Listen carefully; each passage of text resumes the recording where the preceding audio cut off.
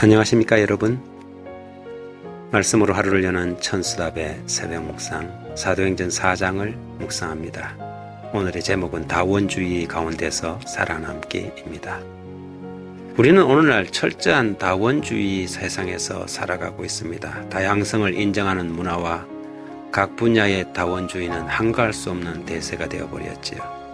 다원주의를 거부하다가는 차별주의자, 배타적 독선주의로 몰리게 됩니다.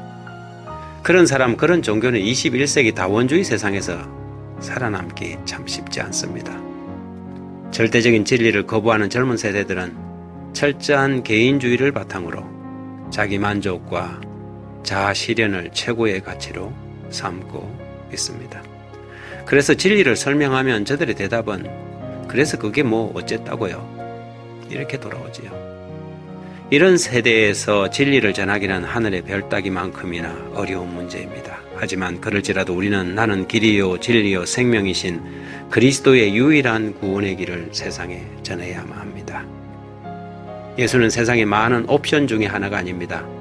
예수는 모든 것의 기초이지요. 산헤드린에서 제자들이 이 문제를 분명하게 언급하였습니다.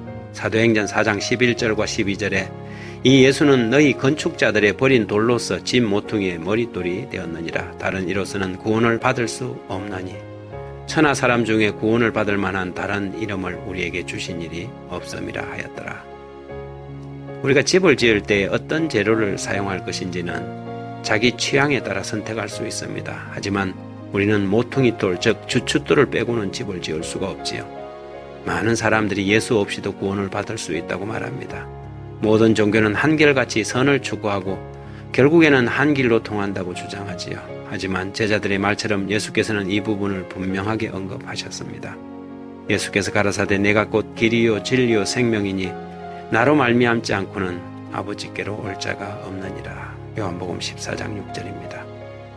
다른 종교, 다른 사람의 신앙을 존중하고 인정하는 것은 우리 모두가 가져야 할 기본적인 예의에 속한 부분입니다. 그러나 그것이 성경이 말하는 구원과 진리가 아무 데서나 얻을 수 있다고 하는 것은 아니지요.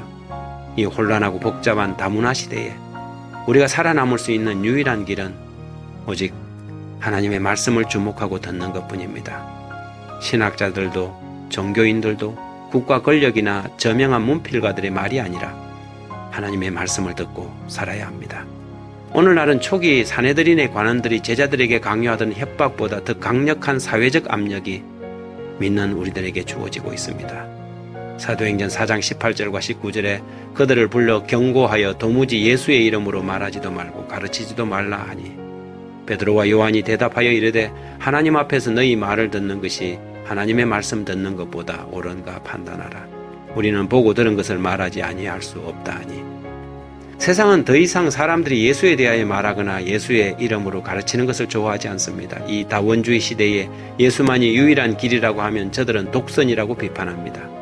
하지만 산헤드린 관원들도 당시 부인하지 못할 증거가 있었는데 그것은 성전 미문에서 구걸하던 장애인이 멀쩡하게 그들 곁에 서 있다는 것이었지요.